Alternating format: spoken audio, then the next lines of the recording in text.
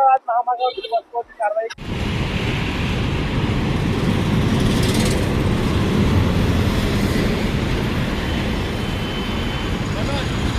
तर काय सांगा, आज महामार्गावरती बसवरती कारवाई करण्यात आली आहे.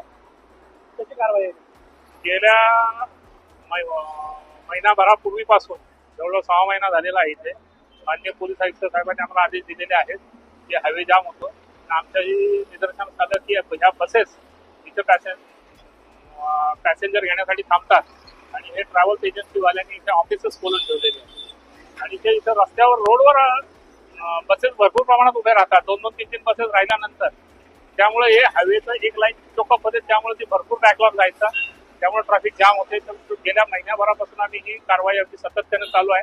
त्यामुळे इथल्या भागात म्हणजे वसई फाटा, सोपारा फाटा इकडच्या अंमलदार अधिकाऱ्यांना मी सूचना पण केलेल्या आहेत.